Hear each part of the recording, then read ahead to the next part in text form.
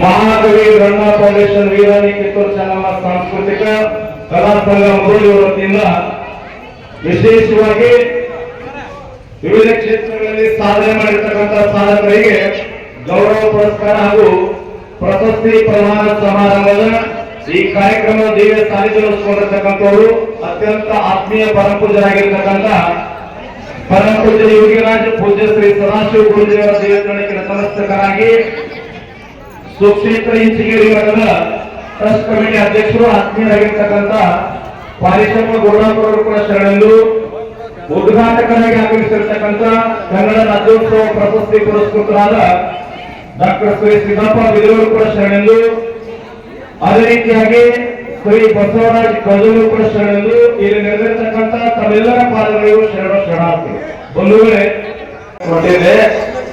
ಇಲ್ಲಿ ನಮ್ಮ ಸಿದ್ದಪ್ಪ ಬಿದರಿ ಅವರು ಮಾತಾಡಿದ್ರು ಹಿರಿಯರು. ಟವರ್ ಹಾರಿಸುವಾಗ ನಾಟಕ ಕಂಪನಿ ಮಾಡಿದ್ರು ಅಂತ ಒಂದು ಶಬ್ದ ಬಳಕೆ ಮಾಡಿದವರು ಈ ಕರ್ನಾಟಕದಲ್ಲಿ ಒಬ್ಬ MLA MP ಮುಖ್ಯಮಂತ್ರಿ ಮಾಡದಿರ್ತಕ್ಕಂಥ ಕೆಲಸ ಟವರ್ ಹಾರಿಸುವ ಕಂಪನಿ 1800 ಕೋಟಿ ರೂಪಾಯಿ ರೈತರು ಕೊಡ್ಸಲ್ಲ. ಆ ಶಬ್ದ ತಾವು ಬಳಕೆ ಮಾಡಬಹುದಾಗಿತ್ತು. ನಾಟಕ ಕಂಪನಿ ಅಲ್ಲ, ಎಲ್ಲಿ ಮಾತಾಡಿ ಯಾರ ಹೆಸರು ಕ್ಷಮೆ ಕೇಳಬೇಕು. ಯಾಕಂದ್ರೆ 10 ದಿನಗಳ ಕಾಲ ಊಟವನ್ನು ಬಿಟ್ಟು ರೈತರು ಮಳೆ ಗಾಳಿ ಚಳಿ ಅನ್ನಾದ ಬೀದರ್ನಿಂದ ಚಾಮರಾಜನಗರ ಮಠ 9 ಲಕ್ಷ ಜನ ಪ್ರಸಾದ ಸ್ವೀಕಾರ ಮಾಡಿ ಧರ್ಮ ಜಾತಿ ಮತ ಪಂಥ ಪಕ್ಷಗಳಾದ ಗುರುಡಾಪುರದ ರಸ್ತೆ ಮೇಲೆ ಕುಂತು ಇಡೀ ಪ್ರಧಾನಮಂತ್ರಿ ಆಫೀಸ್ ಸಹಿತ ಗುರುಡಾಪುರದ ಹೆಸರು ಪ್ರಸಿದ್ಧಿ ಯಾರಿದ್ದಾಗಿತ್ತಂದ್ರೆ ಹಸರಿಟ್ಟು ನಾಟಕ ಕಂಪನಿಯಿಂದಾಗಿ ಲಕ್ಷ ಇರುತ್ತವು. ಅದಕ್ಕೆ ಇವತ್ತು ಯಾಕೆ ಶಬ್ದ ಹೇಳಕತ್ತೀನಿ ಅಂತಂದ್ರ 10 ಲಕ್ಷ ಜನ ಗುರುಡಾಪುರ ಕಾಸಿಗೆ ಬಂದ್ರು ಸಹಿತ ಯಾರಿಗೂ ಕೂಡ ಊಟದ ತೊಂದರೆ ಆಗಲಿಲ್ಲ, ಸಣ್ಣ ಗಣಗಳಾಗಲಿಲ್ಲ. ಮತ್ತೆ ಇತಿಹಾಸದೊಳಗೆ ಸಿದ್ದಪ್ಪ ಬಿದರಿಯವರಿಗೆ ವಿನಂತಿ ಮಾಡಿಕೊಡ್ತೀನಿ, ರೈತ ಸಂಘದ ಮ್ಯಾಗ ಒಂದು ಅಪವಾದಿ 4 ಜನ ಕೂಡಿದಾಗ ಸುಟಿಗೆ ತಗೊಂಡು ಹೋಗ್ತಾರ ಅಂತೇಳಿ ಭಾರತ ದೇಶದೊಳಗ ಸುಟಿಗೆ ಅಂತಕ್ಕಂಥ ಹೆಸರ ಅಡಗಿಸಂತ ಗುರುಡಾಪುರ ಹೋರಾಟ. ಇವತ್ತೇನ್ ತಾವೆಲ್ಲ ಪ್ರಶಸ್ತಿ ತಗೊಳಕತ್ತೀವಿ ಅಂದ್ರೆ ಶಿಕ್ಷಣ ಆಗಿರ್ಬೋದು, ಸಾಮಾಜಿಕ ಆಗಿರ್ಬೋದು, ಭೌಗೋಳಿಕವಾಗಿ ನಾಟಕವಾಗಿರ್ಬೋದು, ಜನಪದ ಆಗಿರ್ಬೋದು, ಎಲ್ಲಾ ಕ್ಷೇತ್ರದಲ್ಲಿ ಸಾಧನೆ ಮಾಡಿದಕ್ಕೆ ಯಾಕೆ ಪ್ರಶಸ್ತಿ ಕೊಡಕತ್ಯಾರ ಅಂತಂದ್ರ ನಿಮ್ಮನ್ನು ನೋಡಿ ಲಕ್ಷಾಂತರ ಜನ ಬದಲಾವಣೆ ಆಗಲಿ ಅಂತ ಹೇಳಿ. ನೀವೇನು ಗುರುಗೇರಿ ಬಸವರಾಜ್ ಅಂತ ಹೇಳಿ ಬಹಳ ದೊಡ್ಡ ಕಲಾವಿದರು ಕುಂದಗೋಳ ತಾಲೂಕಿನವರು. ಅದೇ ಕ್ಷೇತ್ರದಲ್ಲಿ ಗುರುಗೇರಿ ಅಂದ್ರೆ ದ್ಯಾಮವ್ವ ಅಂತ ದೇವಿ ಅದ, ಅದರಿಂದ ಪ್ರಸಿದ್ಧ ಅದ. ಶಿಶ್ಮನ ಶರೀಫ ಅಂತ ಆಗಿವರು ಜಗದ್ಗುರುಗಳ ಪ್ರಸ್ತಾಪ ಮಾಡಿರ್ತಾವು. ಶರೀಫ ಮತ್ತು ಅವ್ರ ಗುರುಗಳು ಹೊರಗೆ ಕುಂತಿರ್ತಾರೆ, ಊರೊಳಗೆ ಸೆರೆ ಕೊಡ್ಕೊಂಡು ಕುಂತಾಗ ಊರಿಗೆ ಜಗದ್ಗುರುಗಳು ಬಂದಿರ್ತಾರೆ, ಶೃಂಗೇರಿ ಜಗದ್ಗುರುಗಳು. ಅವಾಗ ಬ್ರಾಹ್ಮಣ ಧರ್ಮದ ಗುರುಗಳಿಂದ ಬಿಟ್ಟು ಆ ಇಸ್ಲಾಂ ಧರ್ಮದ ಶರೀಫ್ ಕೊಡ್ಕೊಂಡು ಕುಲ ಎಲ್ಲ ಕೃಷ್ಣ ಕರ್ಕೊಂಡ್ ಬರೋದಂತ ಕಳಿಸ್ತಾರ. 4 ಜನ ಬರ್ತಾರ. ಬಂದಾಗ ಗೋವಿಂದ ಭಟ್ಟ ಜಗದ್ಗುರುಗಳ ಕಡೆ ಕತ್ತೇರಿ ಅಂತಂದಾಗ ಶಿಷ್ಯ ಶರೀಫ್ ಹೇಳ್ತಾರೆ, ಯಾವ ಜಗದ್ಗುರು, ಎಂತ ಜಗದ್ಗುರು? ಯಾವ ಒಬ್ಬ ಜಗದ್ಗುರು ಅದನ, ಅವನ ನನ್ನ ಗುರು ಗೋವಿಂದ ಭಟ್ಟ ಅದನ, ಅವ್ರ ಬಿಟ್ಟು ಯಾವ ಜಗತ್ತಿಗೆ ಜಗದ್ಗುರು ಇಲ್ಲ ಅಂತ ಹೇಳಿದ್ರು. ಅವಾಗ ಏನ್ ಹೋಗ್ತಾರ, ಗುರುಗಳು ಕರ್ಕೊಂಡು ಹೋಗ್ತಾರ. ಹೋಗಿದಾಗ ತಂಬೂರಿ ಒಳಗ ಶರೀ ಇರ್ತದ. ಎಲ್ಲಾ ಶಿಷ್ಯರು ಜಗದ್ಗುರುಗಳಿಗೆ ಕಿವಿ ಚುಚ್ಚಿ ಚಾಡಿ ಇರ್ತಾರ. ಅವಾಗ ಎಲ್ಲರೂ ಜಗದ್ಗುರುಗಳು ಅಂತಾರೆ, ಏನ್ರಿ ಗೋವಿಂದ ಭಟ್ಟ, ನೀವು ಇಸ್ಲಾಂ ಧರ್ಮದ ಹುಡುಗರು ಕೊಡ್ಕೊಂಡು ನಮ್ ಕುಲ ಎಲ್ಲ ಕೆಡಿಸಿರಲಿ ಅಂತಂದಾಗ, ಯಪ್ಪ ನಾ ಏನ್ ತಪ್ಪು ಮಾಡಿದ್ರಿ ಅಂತಂದಾಗ ತಮ್ಮೂರಿ ಒಳಗ ಬಿಂದಿಗಿ ಒಳಗ ಅದ್ರೊಳಗೆ ಏನದ ಶರೀರ ಅಂತೆಲ್ಲ ಹೇಳಕತ್ಯಾರಿ ಅಂತಂದಾಗ ಗುರು ಗೋವಿಂದ ಭಟ್ಟ ಅಂತಾರ, ದೇವಿ ಆರಾಧಕರು ಇರ್ತಾರ, ಬನ್ನಿ ಮಹಾಂಕಾಳಿ ಆರಾಧಕರು. ಯಪ್ಪ ಇದಾಗ ಶರೀರ ಇಲ್ರಿ, ಬನ್ನಿ ಮಹಾಂಕಾಳಿ ಪೂಜೆ ಕೊಡ್ತೀವಿ, ಬೇಕಂದ್ರೆ ಆಕಳ ಹಾಲದ ಪ್ರಸಾದ ನೋಡ್ರಿ ಅಂತ ಹೇಳ್ತಾರ. ಹಂಗಾರ ಕೊಡಿ ಅಂತಂದಾಗ ಜಗದ್ಗುರುಗಳಿಗೆ ಹಾಕಿದಾಗ ಆಕಳ ಹಾಲಾಗಿ ಬೀಳ್ತದ.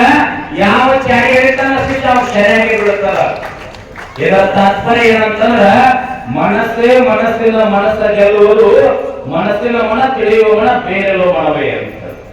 ಯಾವ ಸಾಧಕ ಇರ್ತಾರಲ್ಲ ಅವಳಿಗೆ ಧರ್ಮ ಜಾತಿ ಮತ ಪಂಥ ಪಕ್ಷ ದೊಡ್ಡವ ಸಣ್ಣವ ಮೇಲು ಕೀಳು ಇದೆಲ್ಲವನ್ನ ದೂರ ಸರಿಸಿದ್ರೆ ಮಾತ್ರ ಸಾಧಕ ಆಗ್ಲಿಕ್ಕೆ ಸಾಧ್ಯ. ಯಾವ್ದ್ರೆ ಒಂದು ಕಟ್ಕೊಂಡು ನಾವು ಸಾಧಕ ಆಗ್ಲಿಕ್ಕೆ ಸಾಧ್ಯ ಇಲ್ಲ. ಮಾಧವಾನಂದ ಪ್ರಭುಜವರು ಹೇಳ್ತಾರೆ, ನಿಂಗೇರಿ ಮಠ ಇದರ ಗುರುಗಳು ಮಧ್ವಾನಂದ ಪ್ರಭುಜರು ಹೇಳ್ತಾ ಇದ್ರು, ಅಸಾಧ್ಯತೋ ಸಾಧ್ಯಕರಿತ. ಈ ಜಗತ್ತಿನೊಳಗೆ ಯಾವ್ದು ಅಸಾಧ್ಯ ಐತಿ ನೀನೊಳಗೆ ಗಟ್ಟಿತನ ಇದ್ರೆ ಸಾಧನೆ ಮಾಡಬಹುದು ಅಂತ ತೋರಿಸ್ಕೊಟ್ಟು ಹೋಗ್ಯಾರ ಈ ಜಗತ್ತಿನೊಳಗೆ. ಆ ಫ್ಯಾಕ್ಟರಿ ಹೆಸರು ಹೇಳಂಗಿಲ್ಲ. ಮಧ್ವಾನಂದ ಪ್ರಭುಜರು ರೈತರು ಕರ್ಕೊಂಡು ಹೋರಾಟ ಮಾಡಕತ್ರ ಫ್ಯಾಕ್ಟರಿ ಮಾಲಕರು ಹೇಳ್ದ, ಯಪ್ಪ ಫ್ಯಾಕ್ಟರಿ ಹೋರಾಟ ಹಿಂಗ್ ತಕ್ಕೊಡ್ರಿ 5 ಲಕ್ಷ ರೂಪಾಯಿ ಕೊಡ್ತೀರ ಅಂದಾಗ ಬಾಲ ಕರ್ಮಚಾರಿ ಮಧ್ವಾನಂದ ಪ್ರಭುಜರು ಹೇಳ್ತಾರೆ, 5 ಲಕ್ಷ ರೂಪಾಯಿ ಕೊಡಕ್ ಬಂದಿಲ್ಲ, ಅದ್ರ ಜೊತೆ ಇನ್ನೊಂದು 5 ಲಕ್ಷ ರೈತರು ಕೊಡೋ ನನಗೆ ಕರ ಕೊಡ್ತೀವಿ ಅಂತ ಹೇಳಿದ್ರು. ಸಮಾಜಕ್ಕಾಗಿ ಬದುಕಬೇಕಾಗಿಲ್ಲ.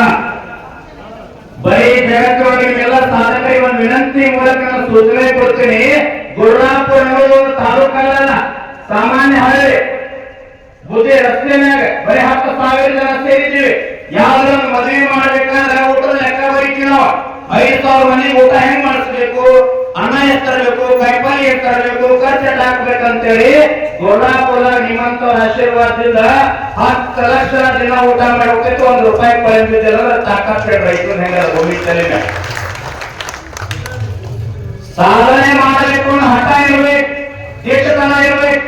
ನೀವು ರಾಜಕೀಯ ರಂಗಿಲ್ಲ, ಸಾಮಾಜಿಕ ಇಲ್ಲ, ಆರ್ಥಿಕ ಇಲ್ಲ, ಶಿಕ್ಷಣ ಇರಲಿ, ಜಾನಪದ ರಂಗಿಲ್ಲ, ನಾಟಕ ರಂಗಿರಲಿ, ಅನನ್ಯವಾಗಿರ್ತಕ್ಕಂಥ ವಿಶ್ವಾಸ ಇರಬೇಕು, ಗಟ್ಟಿತನ ಇರಬೇಕು, ಪರಿಶ್ರಮ ಇರಬೇಕು.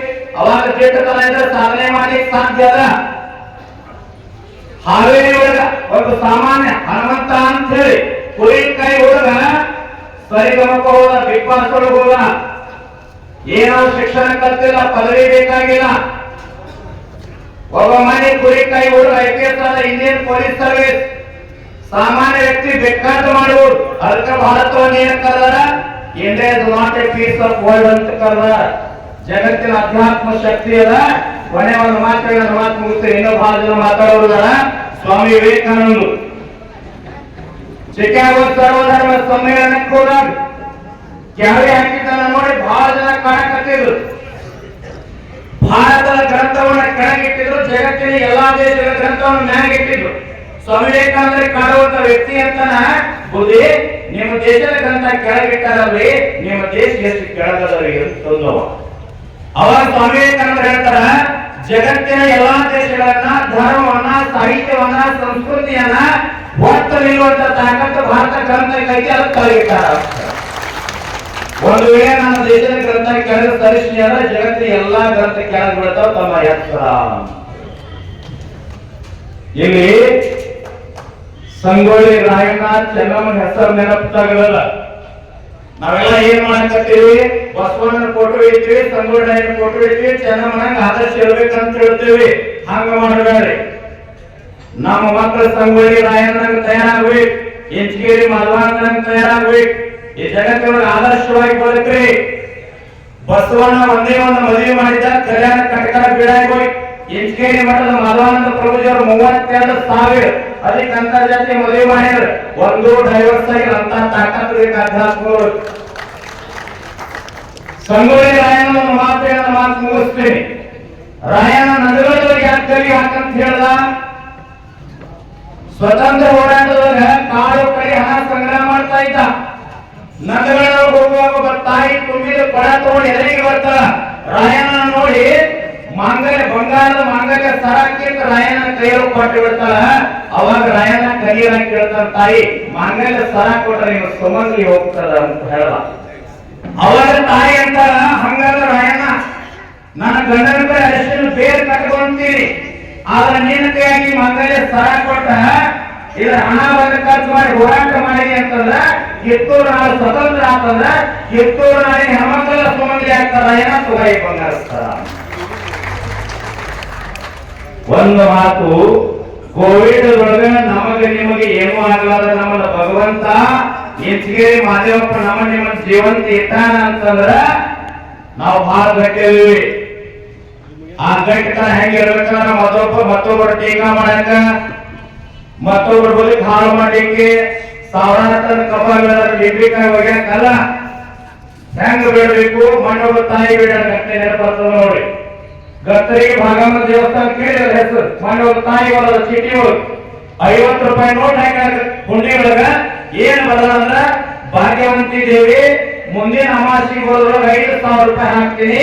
ಅದ್ರ ಅಮಾಸಿಗೆ ಬರೋದ್ರೊಳಗ ನಮ್ಮ ಅತ್ತೆ ಸಾಯುವಂಗ ಆಶೀರ್ವಾದ ಮಾಡು. ಏನ್ ಕೇಳಬೇಕಾಗಿದ್ರಿ?